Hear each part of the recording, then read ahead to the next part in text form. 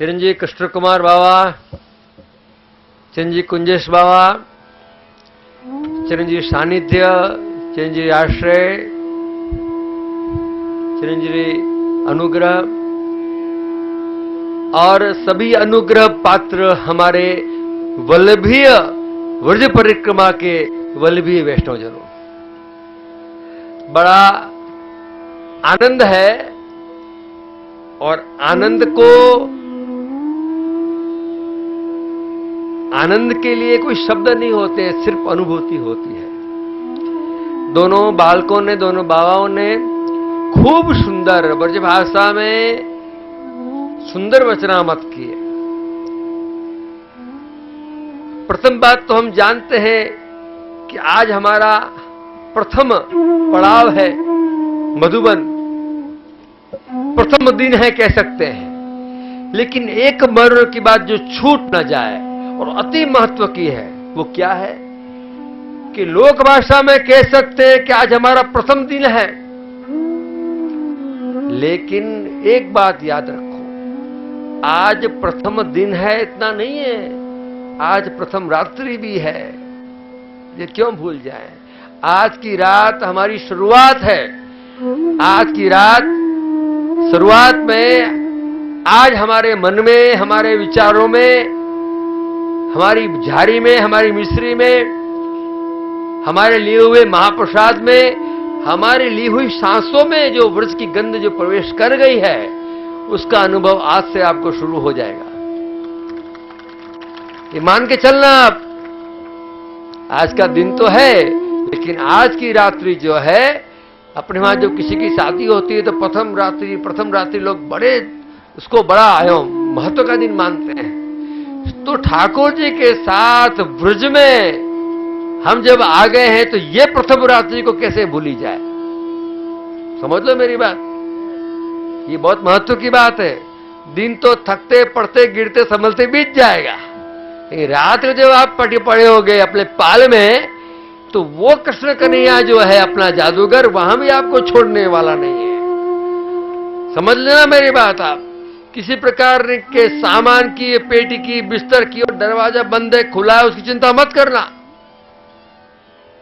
तो रात्रि को जैसे अपनी वार्ता में आता है कि भगवत प्रसाद लिया, श्री हरिराय जी ने मांग के 2 रुपए सिंध के वैष्णवों से लिए और जब ठाकुर जी को सामग्री अरोगाई तो पूरी रात भगवत लीला के अनुभव के दर्शन उस भगवती को हुए।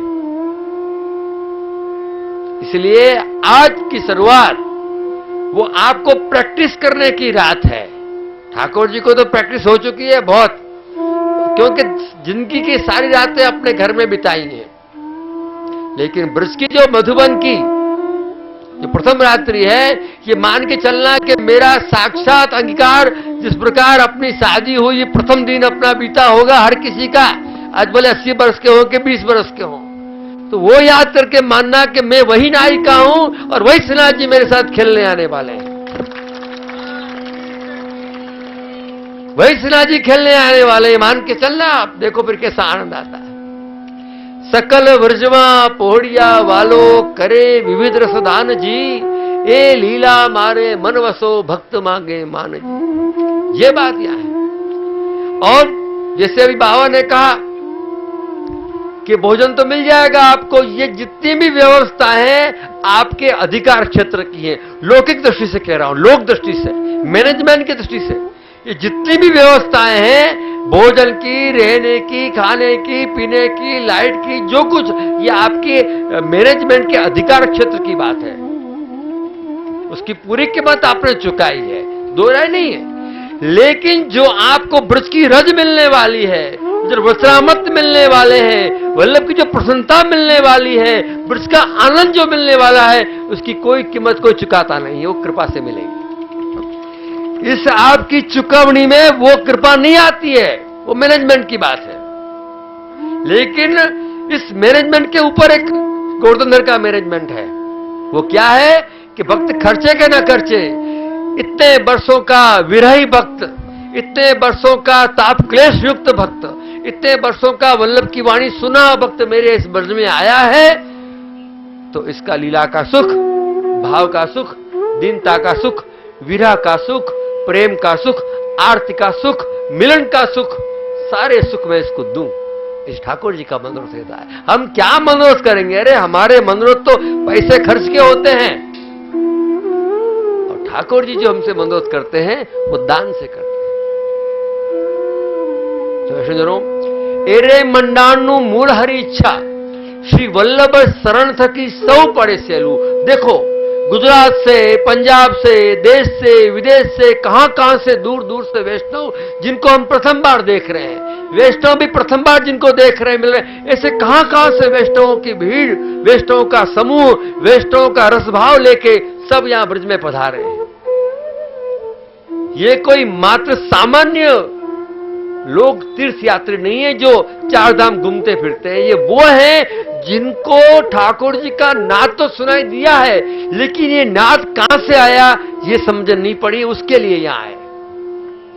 बच्चे को भूख लगती है ना तो रोता जरूर है, लेकिन कैसे भूख लगती है, क्यों लगती है, कब लगती है, ये सिर्फ उसकी मां जानती है। उसी प्रकार से हम जो यहां आए, हमें पता नहीं कौन सी कच्ची डोर हमें यहां खेलाई, यहां ले आए।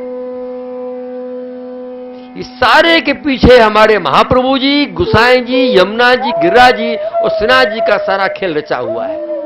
ये हमारे प्लानिंग नहीं है। जैसे बाबा ने कहा, अरे स्टेशन से लोग चले जाते हैं वापस, बंधे हुए बिस्तर छूट जाते हैं, नाम किसी का, टिकट किसी की, गया कौन।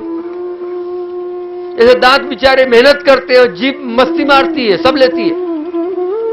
इसी प्रकार से ये वैष्णव, आप भले अपने आप को व्यापारी मानो, नौकरियात मानो, एग्जीक्यूटिव मानो, कुछ भी मानो, ये आपकी लौकिक मान्यता है, ओनली फॉर सोशल आइडेंटिटी।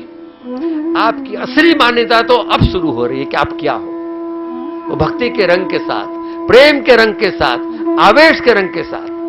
इसलिए जैसे बाबा ने कहा, आनंद में रहो। अपने वहां जब ठाकुर जी का प्राकट्य होता है तो अपन क्या कहते हैं? नंद के आनंद भयो। कोई यो नहीं कहता कि लाला भयो के लाली भाई, क्या हुआ? आनंद हुआ। और ये पुण्य पाप की बात नहीं करता हूं, वृक्ष के आनंद की, वृक्ष के रस की, वृक्ष की भक्ति की। ये मैनेजमेंट, आपको बाहर का कोई मैनेजमेंट आपको मदद नहीं करेगा। आपका अधिकार, आपकी पात्रता, आपकी दीनता, आपका प्रेम और आपका ताप आपको वरदान तक पहुंचाएगा। बाहर की कोई मैनेजमेंट उससे मदद नहीं करेगी आपको। इसलिए ये चैलेंज आपकी हमारी कौन के साथ है? अपने खुद के साथ। एक चैलेंज है हमारे साथ कि जो वैष्णव बन के, जो कंठी लेके हम यहां आए हैं ब्रज का आनंद लेने, वो हमारी इस कमेटी के नियम से नहीं मिलता है। वो मिलता है दीनता से, वो मिलता है प्रसन्नता से, वो मिलता है परस्पर वैष्णवों के नेत्रों में। अरे तुम देखो कैसे गोरे गोरे सुंदर सुंदर चेहरे आपको देखने मिलेंगे, लेकिन एक दिन जब ब्रज की रज लग के जब आप देखोगे तो लगेगा इन वैष्णवों के रूपों में कन्हैया जब वेणु चरा के, गायों चरा के जब नंदालय में आते हैं तो उसके जो नेत्रों में, उसके गालों में, उसके बालों में जब ब्रज की धूल लग जाती है तो कैसा लगता है। ऐसे वैष्णवों के दर्शन करो आते हुए के तो धन्य हो जाओगे।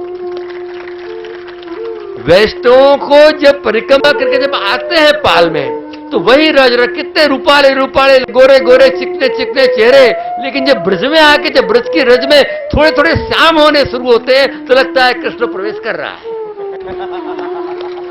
मैं तो वही थोड़ा रसिक आदमी हूं, इसलिए सबको देखता हूं, देखने में कोई गुनाह नहीं है, लेकिन अलौकिक दृष्टि से देखो, विकृति से मत देखो।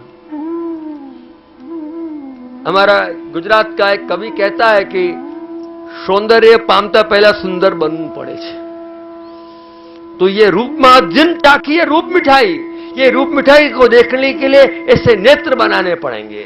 और ये व्रज भूमि के श्री महाप्रभु जी के चरण स्पर्श, ये वृक्ष के रस के साथ स्पर्श, ये आपको उस रंग में रंग देगी। और ये आप 5 वर्ष के हो कि 85 वर्ष के हो, ये रस जो आपको लग गया समझ लो तो जीवन यात्रा हो कि ना हो, जहां भी आप जाओगे, जहां भी रहोगे, आप वर्ष की सूझी करते ही वही आनंद में आ जाओगे। या मैंने 80-80 वर्ष के वैष्णवों को दौड़ते देखा है, आनंद में देखा है। क्यों? कि वृक्ष के रंग का यह प्रभाव है। तो वैष्णवजनों, मेरी शुभकामना है, क्योंकि जैसे कुंजेश बाबा ने कहा, हमारे हरिराज जी भी कहते हैं कि वल्लभी सृष्टि समाज संग मिल जीवन को फल पाई। समाज संग मिल, आगे पीछे नहीं। कई लोग आते हैं जैसे मुझे आशीर्वाद दे तो मेरे माथे पे हाथ रख दो। अरे भाई माथे पे हाथ रखने बैठे, लात मारने तो बैठे माथे पे रखेंगे हाथ और कहां रखेंगे। लेकिन मैं कहता हूं कि माथे पे हाथ तब रखा जाएगा जब हमसे दूर जा रहे हो। तब हम जब खुद आपके साथ हैं तो आपका विश्वास पैदा करो, आपकी श्रद्धा पैदा करो, आपकी भक्ति पैदा करो। जब आप हमारे साथ हैं तो डरने की क्या बात है क्या नहीं? हम आपके साथ हैं, बिल्कुल साथ है।